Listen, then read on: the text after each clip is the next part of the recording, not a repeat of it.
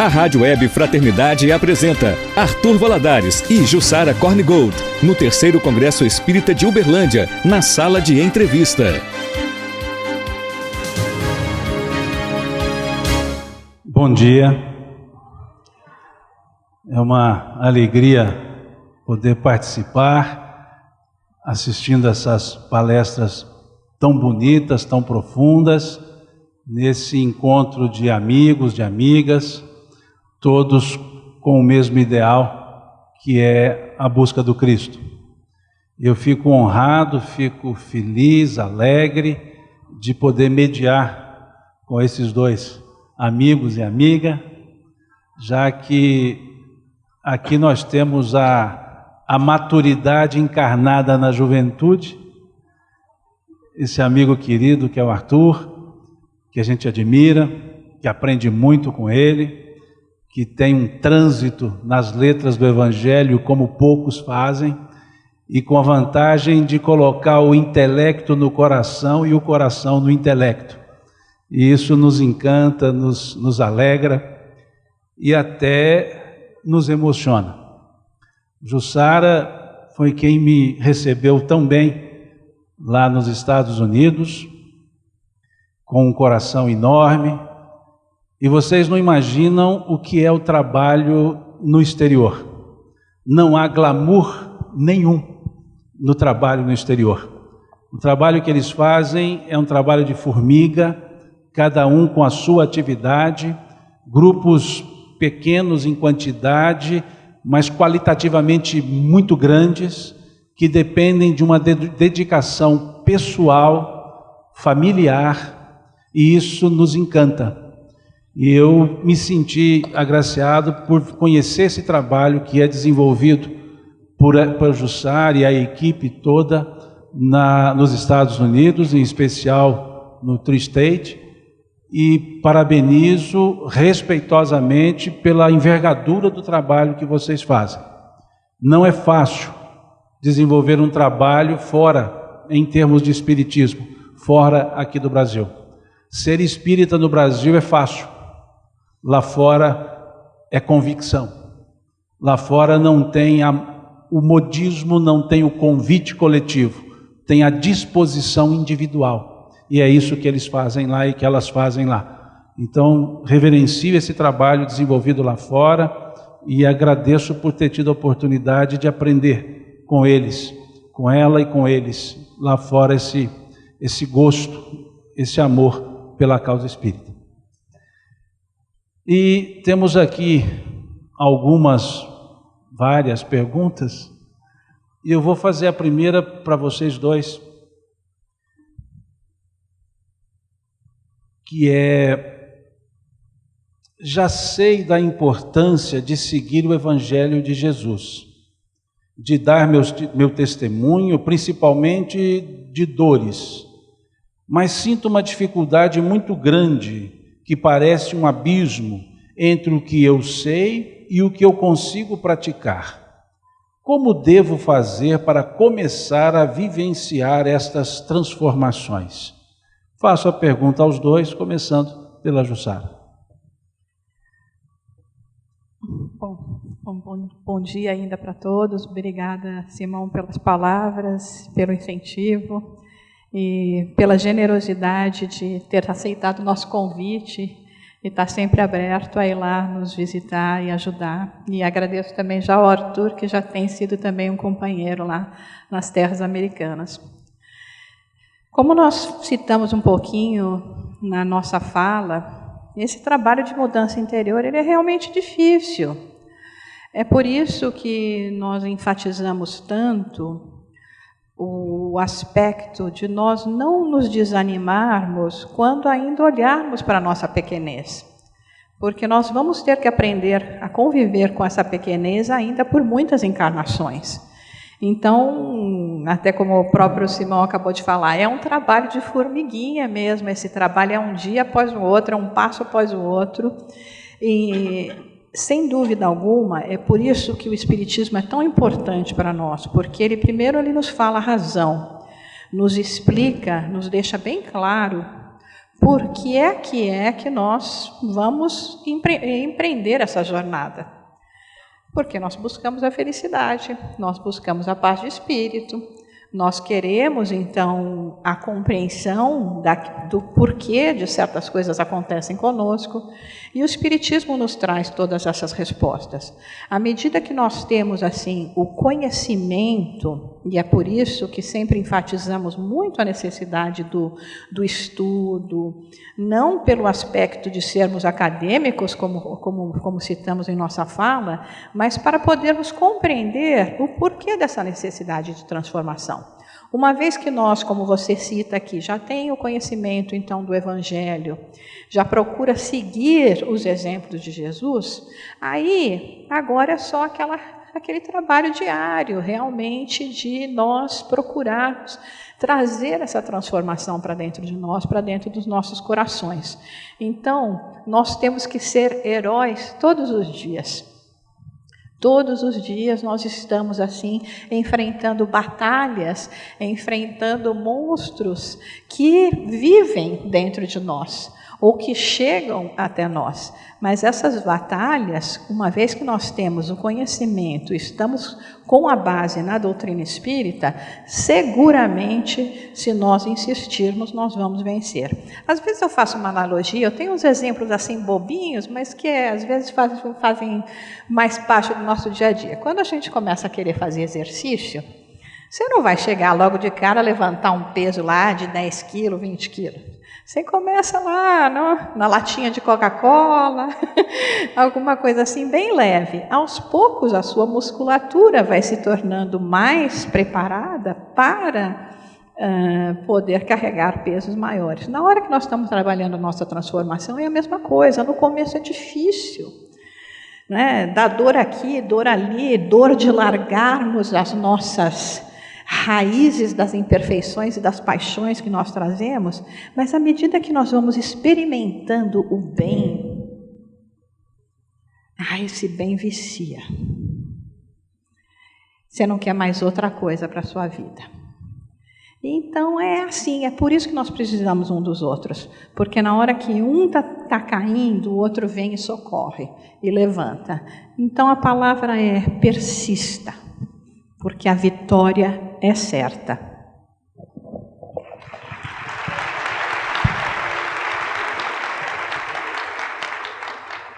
Tomando um pouco um gancho aí naquilo que a Jussara falou, tenho pensado muito ultimamente a respeito do papel, né, do conhecimento, desse conhecimento que advém do estudo. E há uma frase que muito me marca nesse sentido, uma frase de uma psicanalista alemã, que certamente creio inspirada naquela alegoria de Adão e Eva que comendo o fruto são expulsos do paraíso. Ela diz: quem quer que coma do fruto do conhecimento é sempre expulso de algum paraíso. E essa é uma grande realidade que a gente precisa perceber, porque é isso que o Evangelho vai fazendo conosco. Esse conhecimento, ele é aguilhão que nos impulsiona, ele é aguilhão que nos tira de certas zonas de conforto, daquele patamar da montanha que a gente tende a estacionar, para nos mostrar que há mais a ser feito, que há mais a ser transformado em mim e na sociedade. Então, no Evangelho, há um certo quê de inquietude também. A paz do Cristo é uma paz diferente, porque não é uma paz da inércia. A paz do Cristo é aqueles que estão, de certo modo, incomodados com o jeito que as coisas estão, o jeito que as coisas estão sendo feitas, como nós estamos, como nós somos. E o grande segredo é aprender a encontrar nessa inquietude, pelo trabalho, pelo esforço, essa paz que nasce do dever cumprido, que nasce dessa sensação de hoje algo eu fiz por mim, pela construção, pela edificação do reino em mim e pela edificação do reino lá fora. Então, como Jesus disse a Tomé naquele capítulo que citei do Boa Nova, o Evangelho do Reino não é para aqueles que estão acomodados com o mundo, aqueles que estão tranquilos com o mundo. O Evangelho do Reino é para aqueles que já estão incomodados com alguma coisa, com aqueles que já sentem no seu íntimo um chamado maior, para aqueles que já sentem que as águas ou as fontes que bebemos no mundo já não mais nos saciam. E o nosso grande exercício é, na experiência com Jesus do serviço, da doação e do trabalho, encontrar essa paz na inquietude, paradoxalmente. Então esse é o papel do conhecimento, como os Espíritos vão nos dizer também, na questão 780 do Livro dos Espíritos. O progresso intelectual engendra o progresso moral na medida que torna-nos mais capazes de discernir o bem e o mal. Então algo que antes eu fazia e não me incomodava, agora me incomoda. Na frase de Paulo, aquele mal, agora eu vejo ele. Aquele bem que eu desejo eu ainda não faço, mas é justamente a perseverança que consolida ou que garante o sucesso. Jesus mesmo já nos disse, é pela vossa paciência, perseverança, que ganhareis as vossas almas. Então, sem perseverança não se constrói nenhuma virtude real, nenhuma coisa, nenhuma edificação realmente eterna e duradoura. Perseveremos, portanto.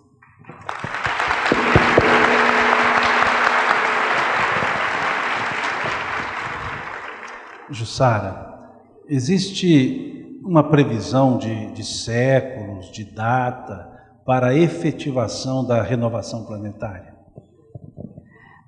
Olha, na realidade depende de nós, né? Eu imagino que se existisse um planejamento antes, nós estamos atrasados. Nós já perdemos, acho que o trem, né? Porque nós nos distraímos tanto, né, com as coisas do mundo, né? Como é difícil, né?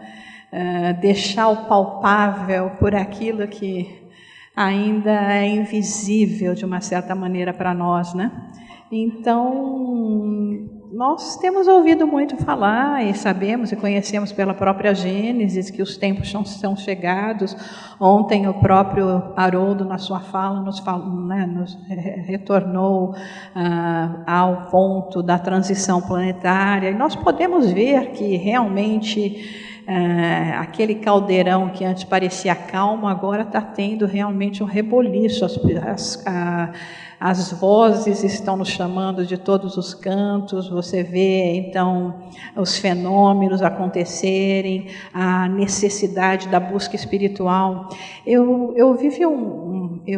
estava nos Estados Unidos, em Nova York, eu morava na época do acidente das Torres Gêmeas, que obviamente, como vocês sabem, foi assim um trauma para a humanidade, né?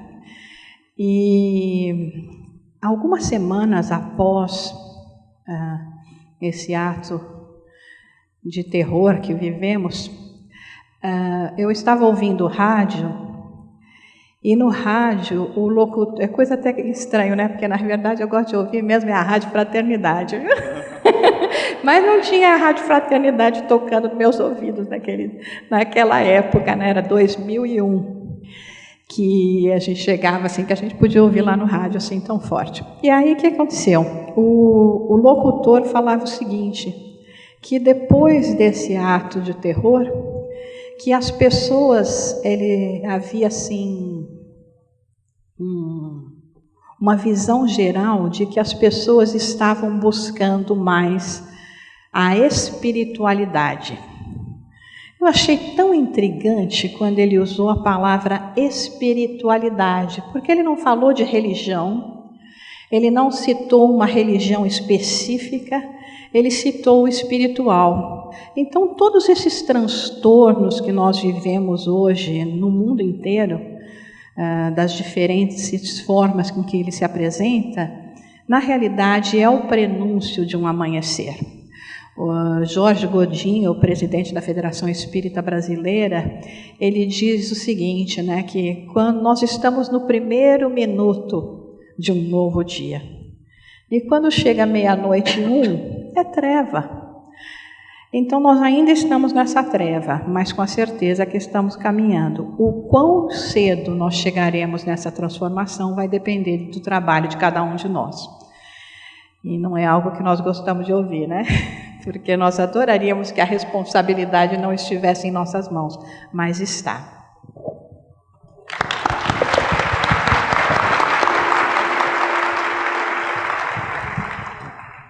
Arthur, como iniciar os estudos bíblicos para iniciantes? Indicação de livros, de referências para facilitar o entendimento? Teria uma sequência determinada para isso, para a leitura?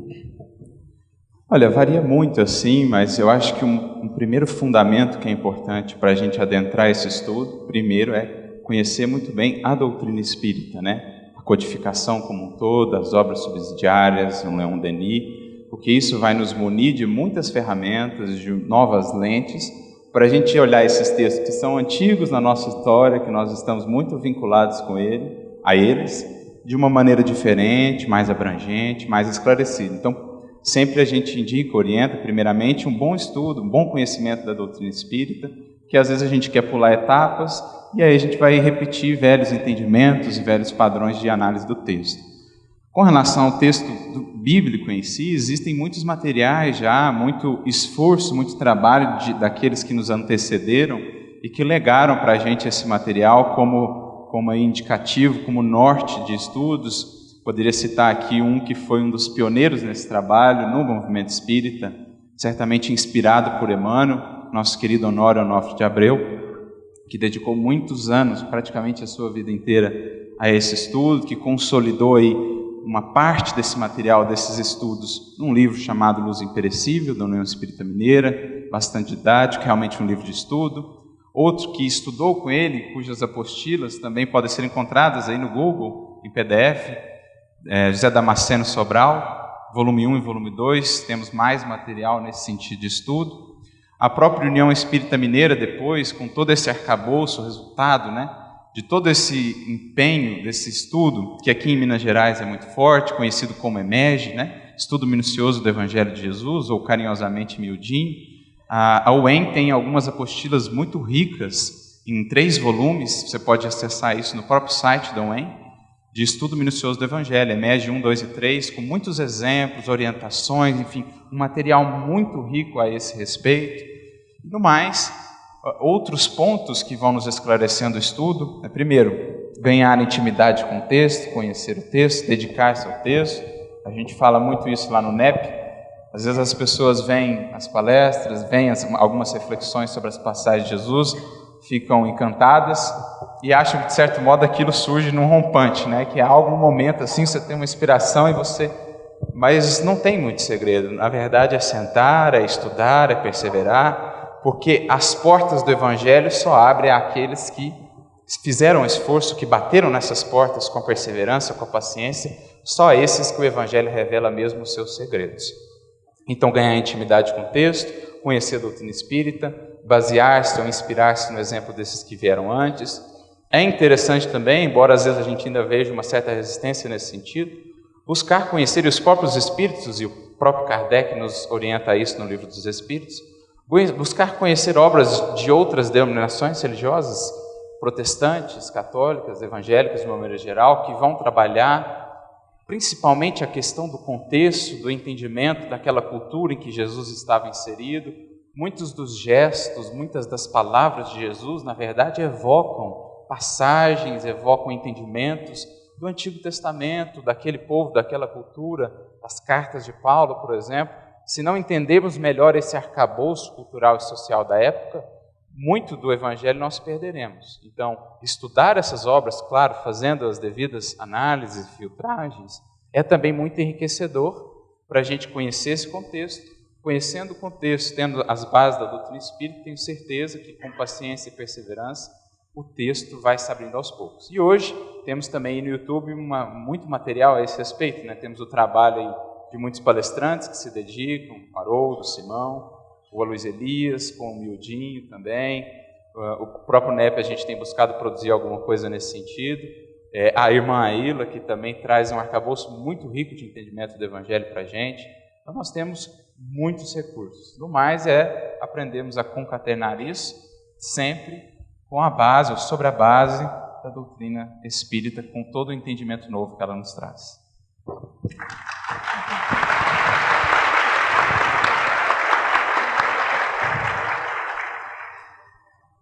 Nosso querido professor Divaldo Pereira Franco, nesses últimos anos, mais especificamente dos 2 últimos anos para cá, tem constantemente nos lembrado da nossa tarefa ou mesmo missão de sermos espíritas.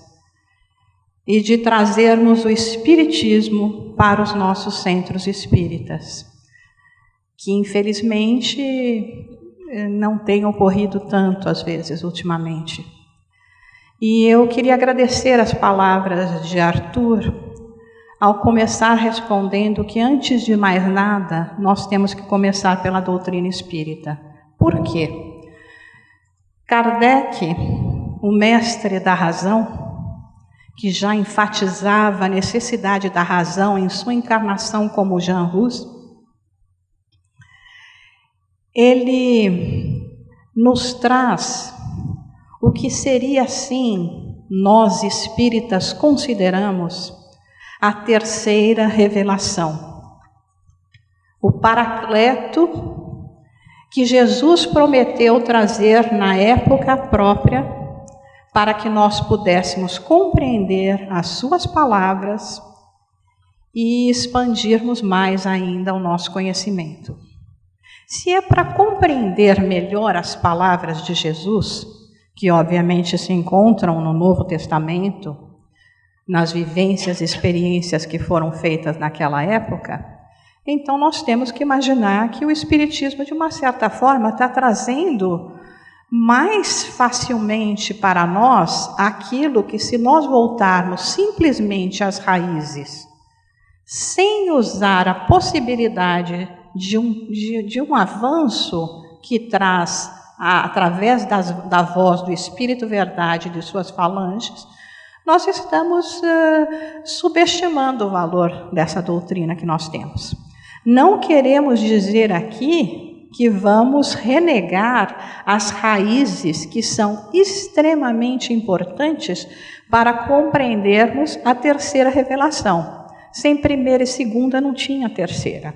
Então vamos nos lembrar disso, e mesmo nos momentos em que nós voltarmos os nossos olhos à primeira e à segunda revelação, sempre com o foco de que já estamos na terceira. E que, que essa terceira representa a voz de Jesus, representa os ensinos de Jesus. Então, muito importante nós nos lembrarmos disso e continuarmos praticando o estudo aprofundado, sério, do Espiritismo e tudo que possa nos fazer compreender melhor aquilo que somos, de onde viemos e para onde vamos.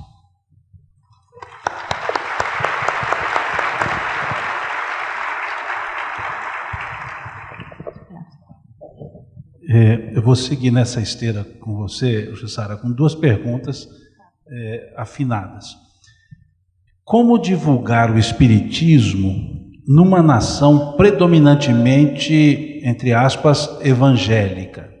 Há preconceito com os espíritas? E, na sequência, se o Brasil falhar na sua missão espiritual, os Estados Unidos estariam prontos, e aí leia-se Estados Unidos, os espíritas, prontos a assumir essa missão espiritual? Bom, não só os Estados Unidos, como qualquer outro país do mundo que estiver preparado, né? Porque nós sabemos que as oportunidades não são dadas, mas o trem está passando. Se nós perdemos o trem, perdemos, né? Olha, eu vou recorrer ao caminho da luz, Emmanuel. Emmanuel fala que nas Américas está justamente o caminho espiritual do ser humano. Há pouco tempo, eu até escrevi um artigo para uma revista, observando o simbolismo que existe na Terra e que muitas vezes nós não nos damos conta. Nós aprendemos com o Espiritismo, com as palavras de Emmanuel, que são duas as asas da evolução, o amor e o intelecto. E ele nos fala a respeito desse amor e intelecto na missão das Américas no desenvolvimento do Espiritismo, aonde caberia ao Brasil a parte do amor, da emoção, e aos Estados Unidos a parte dos ideais de liberdade e de, obviamente, intelectualidade. E nós temos 2 grandes símbolos que foram feitos e, coincidentemente, doados pelos franceses em formas de estátua para o mundo. O Cristo Redentor, aonde nós vemos aquele coração que se destaca no peito dessa estátua, e a estátua da liberdade, aonde na sua coroa vemos a iluminação dos ideais de liberdade e de intelecto. Nós temos materializado na Terra as 2 asas da evolução, em forma de símbolos que abrangem toda a humanidade, que calam tão forte em todos os corações. Então, na realidade, esse é um trabalho que ele é feito conjuntamente, né? Esse trabalho da evolução, do crescimento, do aprendizado que cada um recolhe com o outro. É certo, como se diz, que nos Estados Unidos, então, na questão da pergunta sobre serem mais evangélicos, se existiria, assim, algum ponto de conflito. Na realidade, o Espiritismo é tão maravilhoso porque ele tem o tríplice aspecto, né? O aspecto religioso, filosófico e científico. E quando se é apresentado o Espiritismo na sua base, que é o Livro dos Espíritos, que representa a filosofia da doutrina espírita, o aspecto filosófico do Espiritismo, o Espiritismo como filosofia de vida, isso não entra em choque absolutamente com os ideais de um povo que vem de uma raiz do protestantismo.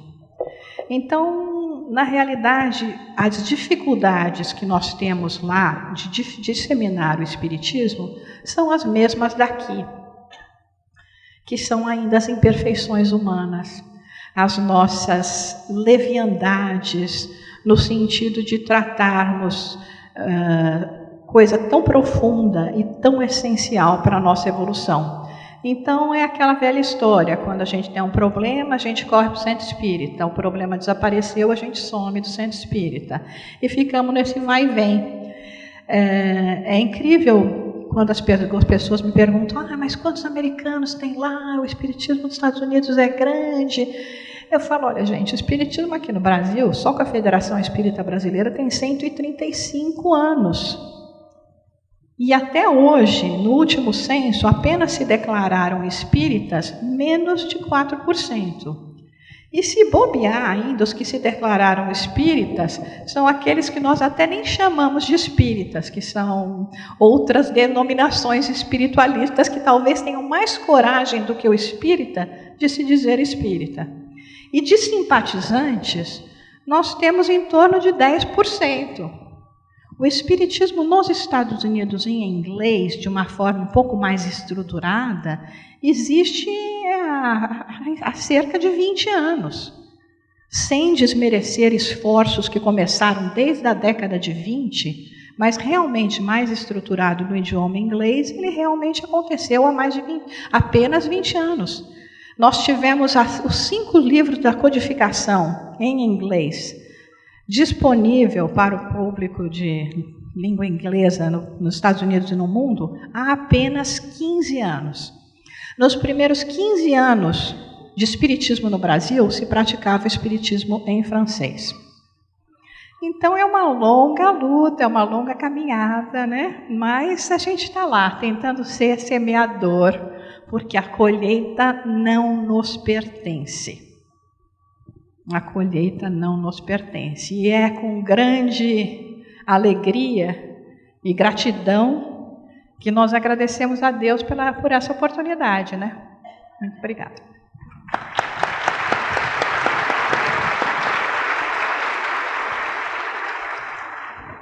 Arthur, você como jovem palestrante, e aqui eu acrescento, seguro palestrante, muito seguro, pode nos dizer como atrair a atenção dos jovens para as atividades espíritas? Antes de responder a essa pergunta, gostaria apenas de fazer uma lembrança com relação à resposta anterior, que me esqueci de citar um outro material muito rico, produzido pela FEB, que é o EAD, o Estudo Aprofundado da Doutrina Espírita, especialmente em seus volumes 2 e 3. Nós temos ali um material muito rico também para o estudo do Evangelho. Bom, com relação à questão dos jovens, temos conversado muito a esse respeito, né, sobre como repensar ou como atrair mais o jovem, como fazê-lo gostar de estar dentro da casa espírita.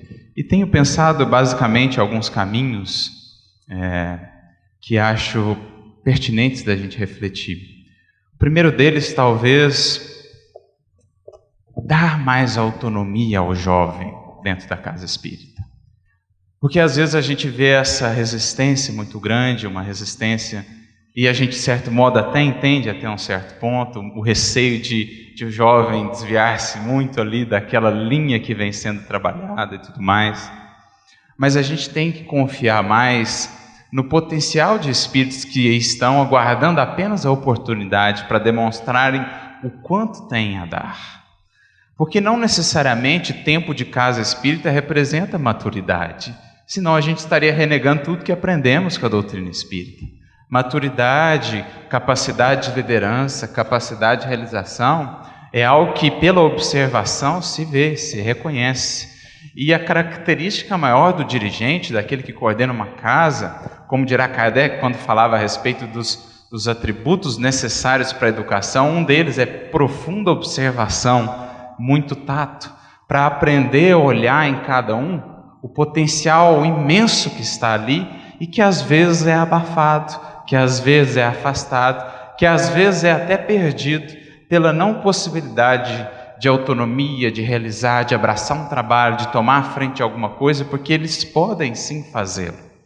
Digo aqui agradecendo em muito a casa que me acolheu lá em São Carlos, Obreiros do Bem, onde o espaço nos foi concedido de maneira tão aberta para a criação do NEP, para depois os eventos que lá realizamos, e isso foi para nós um incentivo, um alimento, e que nos fez realmente abraçar a causa, a casa, nos vincularmos aos corações que ali estavam.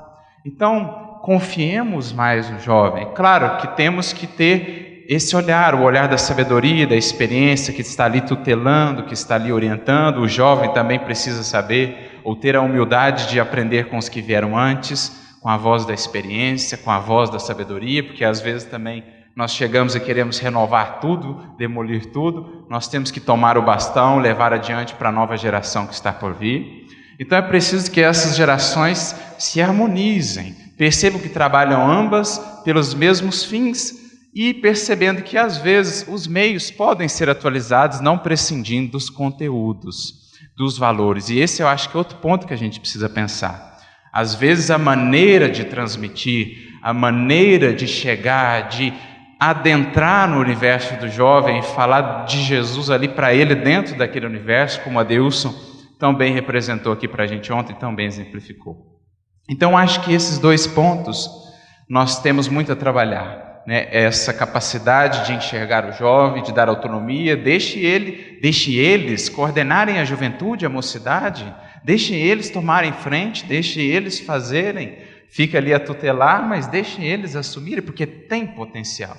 E novos meios, aproveitando até mesmo as novas mídias, os novos recursos para alcançá-los, para envolvê-los, porque o que realmente os faz estarem ali, o que realmente conecta alguém a uma casa espírita é os laços que ele ali cria.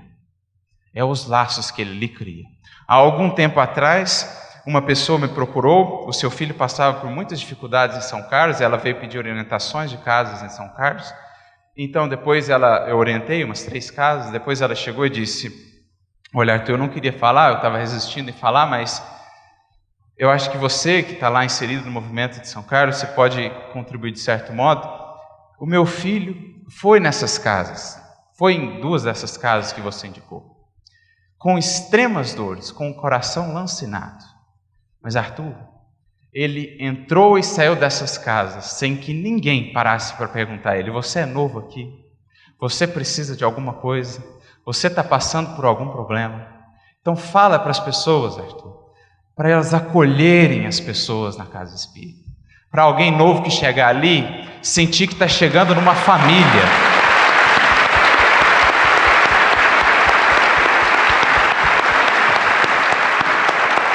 para sentir que está chegando numa família, em que ele vai ser acolhido, vai ser amparado, vai ser olhado, porque era esse laço que fazia os cristãos buscarem as catacumbas para falar de Jesus.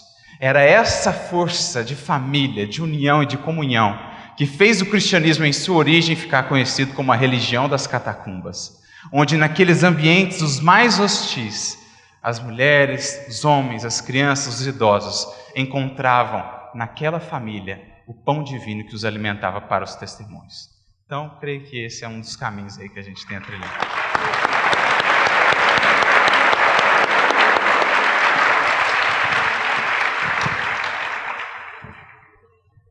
É muito bom a gente ouvir isso, não é? Muito bom. Jussara, como saber se perdoei verdadeiramente alguém? Devo continuar convivendo com esse alguém ou posso permanecer distante? Olha, o trabalho do perdão, como nós estávamos falando, como toda outra virtude que nós tentamos adquirir, é um trabalho diário, né? E acontece o seguinte, né? Nós sabemos da necessidade que nós temos de tirarmos de nós aqueles pesos que nós mostramos, que nos prendem ainda e que nos fazem infelizes. Então, indubitavelmente, nós temos que aprender a perdoar, inclusive a nós mesmos, quando não conseguimos ainda perdoar. Porque nós nos esquecemos muitas vezes da nossa necessidade de perdão, da nossa necessidade de aceitação das nossas limitações, que são muitas. Então, da mesma forma que nós falamos, né, do exercício físico, quando você começa com uma latinha pequena, né, depois vai passando por um peso maior. O exercício do perdão também, às vezes, requer passar por esses estágios.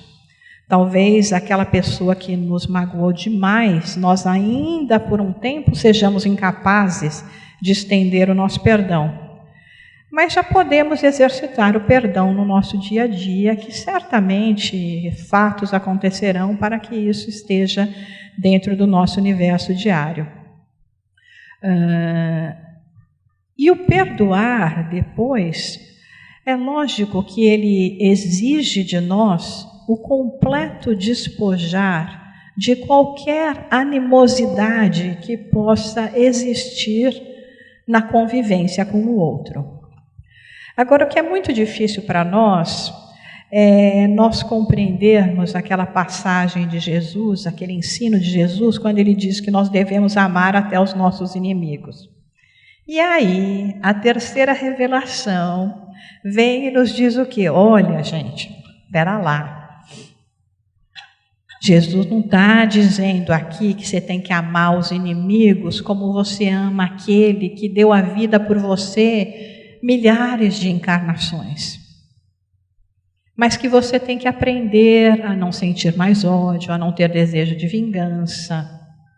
Então, quando chega nesse momento em que nós temos que aprender a perdoar pelo nosso próprio benefício, não significa necessariamente que nós temos que nos impor uma convivência que ainda não pode ser tratada de uma maneira muito saudável. Então, existe aquela pessoa na tua vida que tem prazer de te colocar para baixo, de te pisar, de te espizinhar. Você perdoa porque você tem já a compreensão de que, como diz, muitas vezes é o leão ferido, né, que vai te magoar. Então, é uma pessoa ferida, é uma pessoa machucada, é uma pessoa perturbada. Mas isso não significa que você vai ficar lá todo dia dando a outra face para apanhar, né? Então, tem uma convivência um pouco assim, mais à distância. Nós temos casos no Centro Espírita tão tristes, né? Muitas vezes são filhos ou mães que chegam com essa grande dificuldade de relacionamento, né? Porque o relacionamento familiar é um desafio. e filhas que odeiam a mãe. E nós fazemos todo esse trabalho de dizer, olha, aprende a compreender, aprende a analisar, aprende a verificar as raízes do que leva a esse tipo de sentimento. Mas, ao mesmo tempo, se essa convivência só vai trazer mais animosidade, mais agressão, não é porque é pai e mãe ou filho que você vai forçar uma convivência. Isso eu estou falando, gente, do meu ponto de vista. Não sei se... Não estou falando que a doutrina que nos ensina isso. É dentro das minhas experiências, das minhas reflexões. Talvez não seja assim.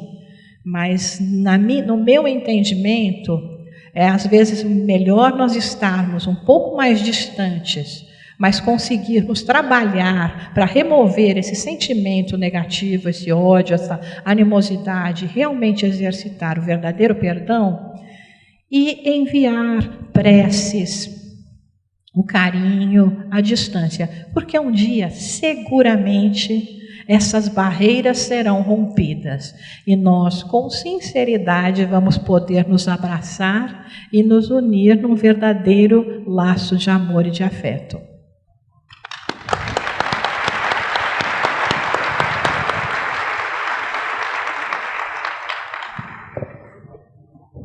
Arthur, duas questões conceituais, né? Acho que, como são conceituais, eu acho que é interessante trabalhar com as duas. O Espírito de Verdade, guia de Allan Kardec, seria o próprio Mestre Jesus? Poderia ter sido um erro de tradução na preposição de para a preposição da verdade? E um outro conceitual é sobre Paulo.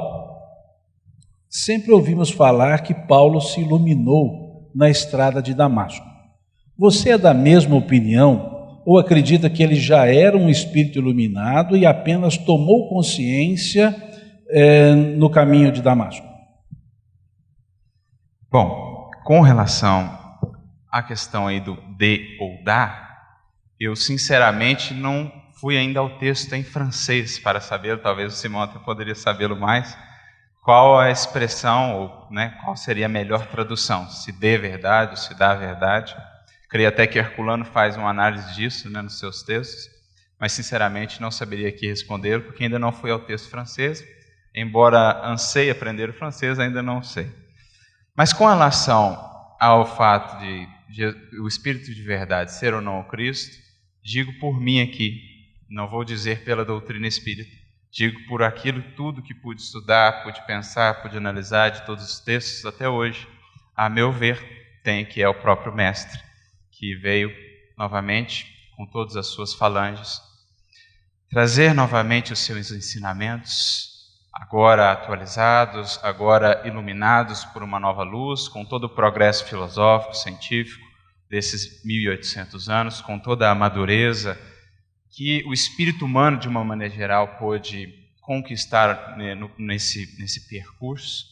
Então, a meu ver, digo novamente, opinião pessoal, de tudo que pude estudar, não vou dizer aqui como opinião doutrinária, porque sei que existem as divergências, mas a meu ver, trata-se do próprio Mestre, e identifico aí em André Luiz, identifico no próprio falar dele, no jeito de falar, nas expressões, na capacidade, na concisão, na profundidade de textos, vejo ali o mesmo brilho, a mesma profundidade, a mesma verdade daquele que na Terra poderia se arvorar como o Espírito de Verdade. Com relação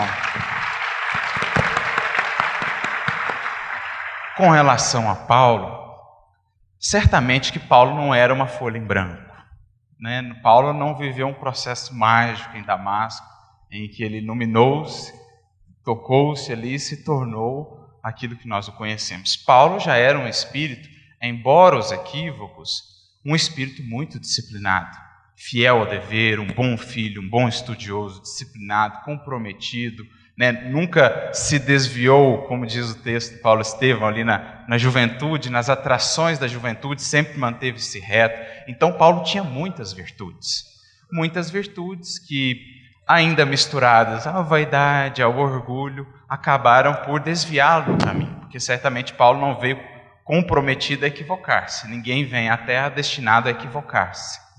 Tanto é assim que, quando Estevão está desencarnando, apedrejado a mando de Paulo, ele olha para Jesus, ele olha para o Mestre e vê que os olhos de Jesus estão pousados em Paulo, entristecidos, como a dizer que aquele pupilo que deveria ou que teria uma tarefa muito importante estava um pouco distanciado dos caminhos esperados.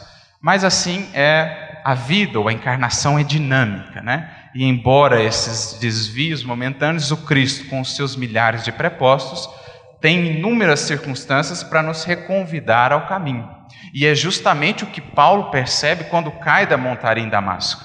Diz Emmanuel, ali Saulo compreendeu, na época Saulo ainda, né? Ali ele compreendeu, o Cristo o havia chamado por todos os meios e de todos os modos.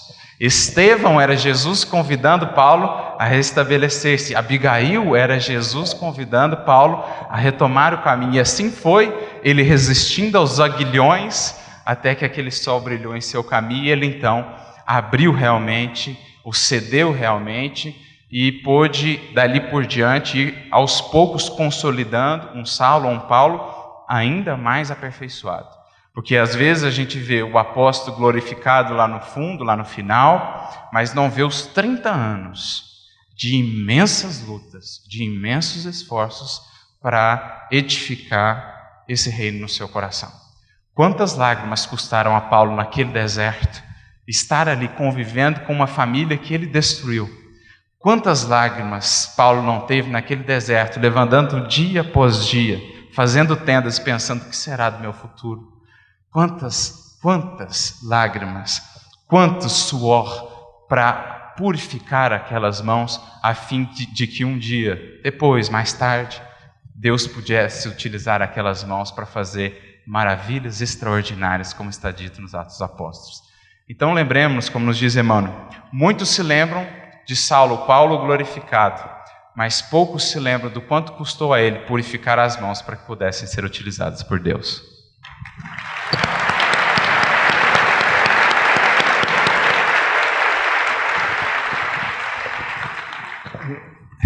Eu vou fazer coro a você, Arthur. Se é de verdade ou da verdade, também não faço a mínima ideia.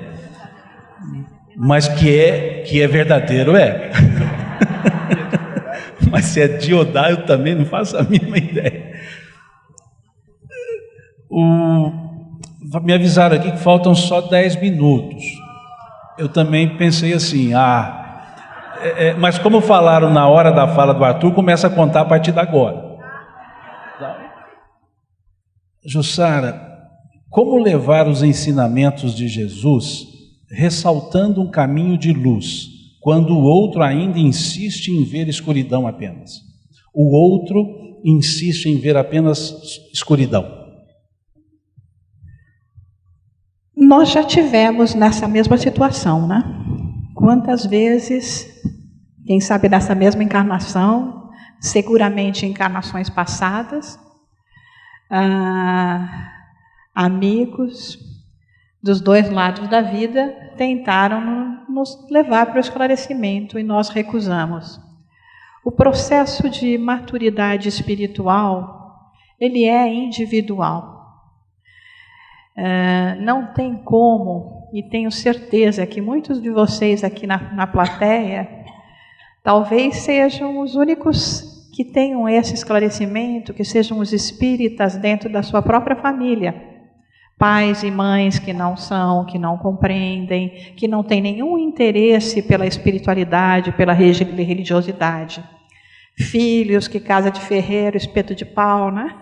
Então a gente quer entuchar aquele ensinamento, os princípios. Seguramente, eles podem e devem ser divulgados a todo momento, principalmente, como nós falamos, através das nossas ações que intrigam as pessoas. Mas isso aconteceu, como é que você se mantém tão calma? Uai, você tem um... Uai, estou aqui na Terra. Contagiou-se. Gostei.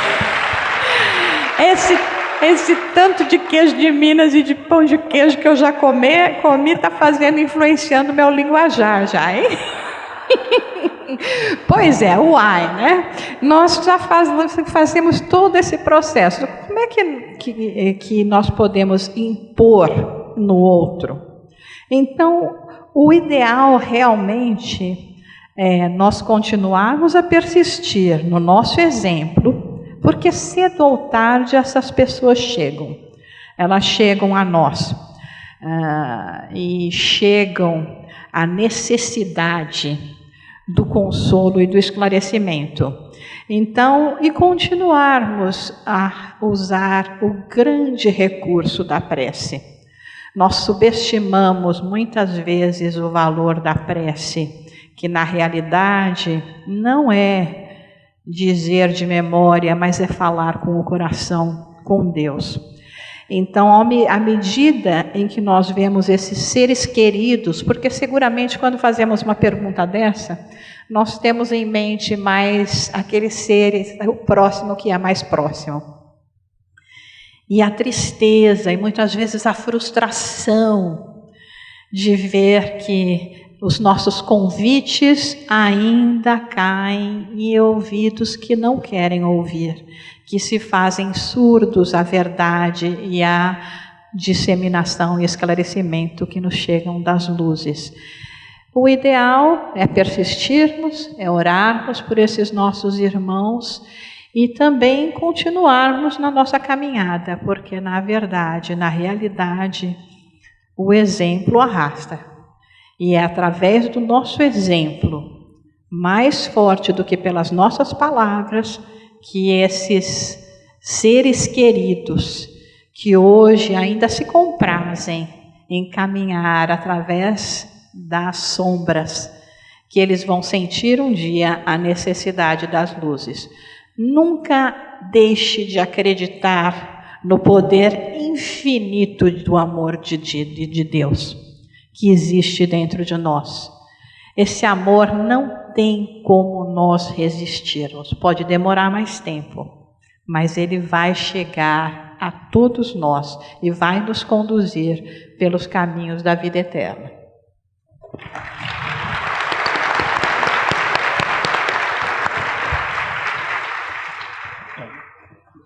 A tecnologia é um negócio interessante. Já me entregaram aqui a Kardecpedia, Avinement de l'Esprit de Vérité. Ou seja, aqui está de verdade e não da verdade. Bom, né? Então, de vérité. Então, traduzido, o advento do Espírito de verdade. Mas o Diodá, fica com a verdade, que está legal. Né? O importante é o substantivo que está lá verdadeiro. Arthur, tu disseste, Jesus escreveu as cartas em nossos corações através do amor, da exemplificação e muitas vezes pela dor. Dúvida cruel, 2 pontos. Quando ou como saber se é uma dor para ser sentida ou uma dor para ser vencida? Pois quase nunca sei quando lutar ou apenas sentir e deixar fluir. Fico confusa. E eu também.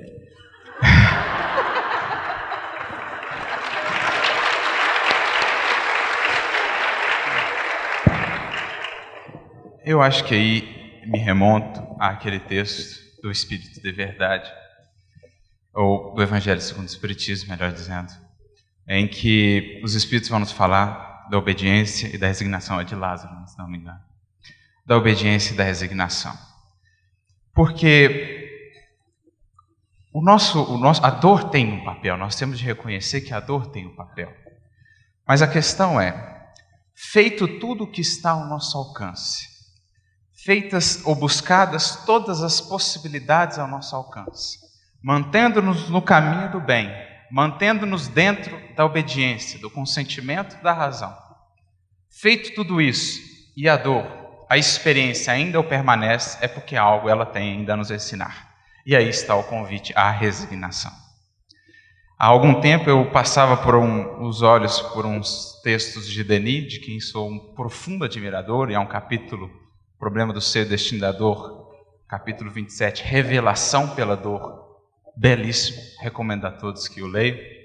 Mas Denis vai dar uma fórmula muito bonita para essa nossa relação com a dor. Ele vai falar de maneira tão bonita da dor ali que a gente passa até quase que a gostar dela, sem masoquismo. Mas ele fala de maneira tão bela desse trabalho que essa mestra faz, de como ela abre para nós novos horizontes, de como ela rompe internamente certas resistências, certas muralhas. Mas em determinado momento ele vai dizer assim: não te digo, procure a dor. Então a proposta do Evangelho, que muitas vezes é acusado de ser masoquista, o espiritismo, os espíritas do bem sofrer, que o espírita gosta de sofrer, a ideia não é essa, não é procure a dor, mas, diz ele, quando ela se erguer infalível em teu caminho, acolha como uma amiga. Olha a sabedoria dessas palavras. Não te digo, procure a dor, mas se você fez tudo, se está comprometido com o bem e ainda assim ela se ergueu infalível em teu caminho, acolha como uma amiga. Aprenda a apreciar a sua beleza austera. Aprenda a acolher os seus ensinamentos secretos. Aprenda a extrair dela o que ela veio lhe ensinar. Porque esse é o papel da mestra dor. Ela vem para nos transformar em algum sentido. E enquanto ela não alcança o seu intento, ela não se dilui, ela não passa. Aprendamos, portanto, a acolhê-la, buscando do fundo do coração entender o que ela quer nos dizer. Porque o sofrimento, quando significado, quando tem um propósito, como aqui foi falado, deixa de ser sofrimento e passa a ser mais um degrau da divina ascensão em direção a Deus.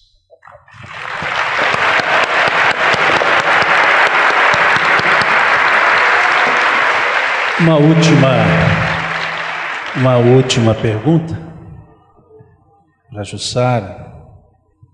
A consciência que somos espíritos em evolução, pelo esforço em sermos melhores com o próximo, nas conquistas das virtudes da caridade e humildade, seria um lema para o espírita cristão?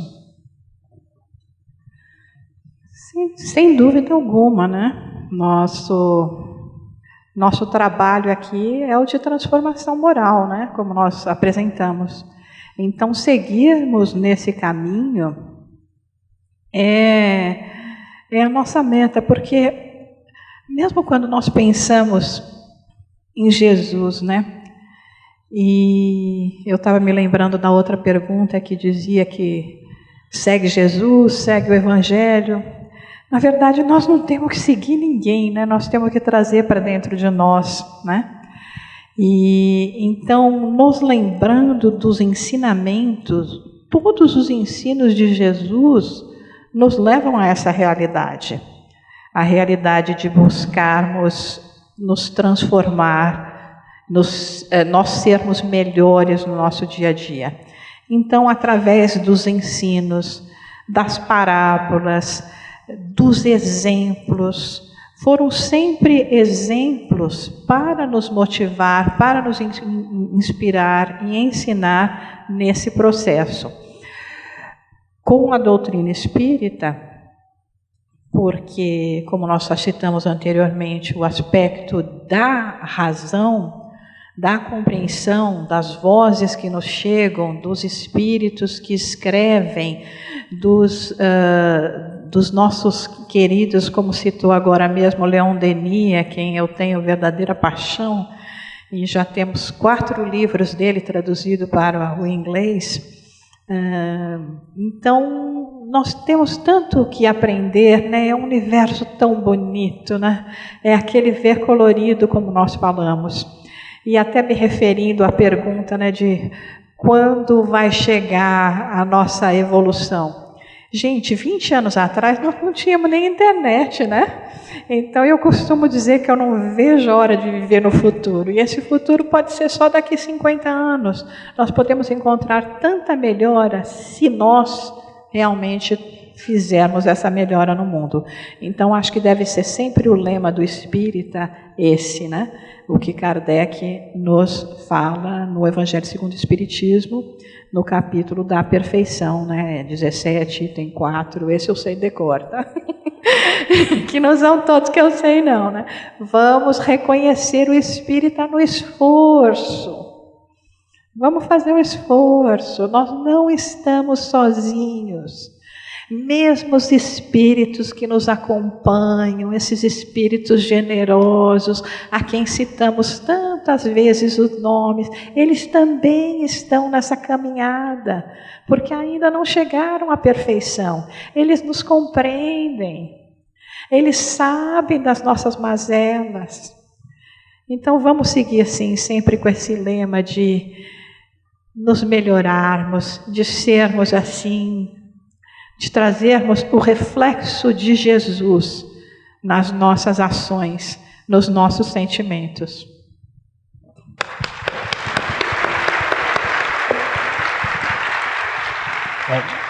A gente encerra essa parte de perguntas e como chegou até aqui, a mensagem é belíssima. Essa mensagem contida no capítulo 6 do Evangelho, que é justamente o advento do Espírito de Verdade, eu acho que vale a pena a gente lê-la, para a gente perceber o conteúdo, para ficarmos menos nas formas e mais na essência. E aqui diz: venho como outrora aos transviados filhos de Israel, trazer-vos a verdade e dissipar as trevas. Escutai-me. O Espiritismo, como antigamente fez a minha palavra, deve lembrar aos homens e aos incrédulos que acima deles reina a imutável verdade, o Deus bom, o Deus grande, que faz germinem as plantas e se levantem as ondas. Revelei a doutrina divina, como um ceifeiro reuni em feixes o bem esparso na humanidade e disse: vinde a mim, todos vós que sofreis. Mas ingratos, os homens afastaram-se do caminho reto e largo que conduz ao reino de meu Pai e enveredaram pelas ásperas sendas da impiedade. Meu Pai não quer aniquilar a raça humana, quer que, ajudando-vos uns aos outros, mortos e vivos, isto é, mortos segundo a carne, porquanto a morte não existe, vos socorrais mutuamente, e que se faça ouvir não mais a voz dos profetas e dos apóstolos, mas a dos que já não vivem na terra, a clamar: orai e crede, pois que a morte é a ressurreição, sendo a vida a prova buscada e durante a qual as virtudes que houverdes cultivado crescerão e se desenvolverão como cedro. Homens fracos, que compreendeis as trevas das vossas inteligências, não afasteis o facho que a clemência divina vos coloca nas mãos para vos clarear o caminho e conduzir-vos, filhos perdidos, ao regaço do vosso Pai. Sinto-me por demais tomado de compaixão pelas vossas misérias, pela vossa fraqueza imensa, para deixar de estender mão socorredora aos infelizes transviados que, vendo o céu, caem nos abismos do erro. Crede, amai, meditai sobre as coisas que vos são reveladas. Não misturei o joio com a boa semente, as utopias com as verdades. Espíritas, amai-vos. Este é o primeiro ensinamento. Instruí-vos. Este é o segundo. No cristianismo, encontram-se todas as verdades. São de origem humana os erros que neles se enraizaram. Eis que do além-túmulo, que julgáveis o nada, vozes vos clamam: irmãos, nada perece, Jesus Cristo é o vencedor do mal. Paris, 1860.